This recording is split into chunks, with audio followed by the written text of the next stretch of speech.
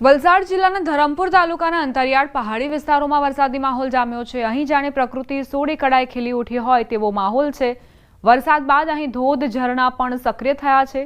Wilson hill નજીક વાઘવડમાં આવેલ શંકર ધોધ આકર્ષણ જમાવી રહ્યો છે। લોકો દૂર દૂરથી પ્રકૃતિનો આનંદ માણવા અહીં પહોંચી રહ્યા છે। ચારે તરફ હરિયાળી જોવા મળી રહી છે। ખડખડ વહેતા ઝરણાનો અવાજ મંત્રમુગ્ધ કરી દેનારો છે। અહીં ન ફક્ત ગુજરાત પરંતુ ગુજરાત બહારથી પણ લોકો પ્રકૃતિના ખોળે આવી રહ્યા છે અને કુદરતી નજારાનો આનંદ માણી રહ્યા છે।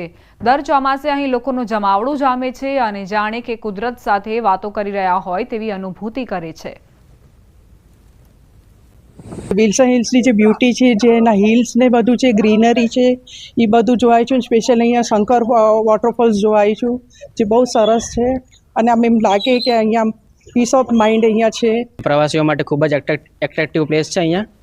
અને હમણાં તો એવું વાતાવરણ થઈ ગયું છે કે પણ વાદળાઓ અહીંયા પાસેથી પસાર થાય છે, ઠંડુ ઠંડુ માહોલ છે ને ખૂબ જ રળિયામણું લાગે છે અને ધરતીએ જાણે કે લીલી ચાદર ઓઢી લીધી છે એવું વાતાવરણ થઈ રહ્યું છે।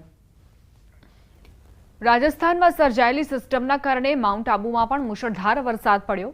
2-3 દિવસથી હિલ સ્ટેશન માઉન્ટ આબુમાં ભારે વરસાદ પડતા નદી નાળા છલકાયા હતા। માઉન્ટ આબુમાં ધોધમાર વરસાદ વરસતા જ વાતાવરણ આહલાદક બન્યું છે। માઉન્ટ આબુમાં ચારે તરફ હરિયાળી છવાઈ ગઈ છે। આબુથી આબુ રોડ રૂટ પર ધોધ સક્રિય થતા પ્રવાસીઓ ઉમટ્યા હતા।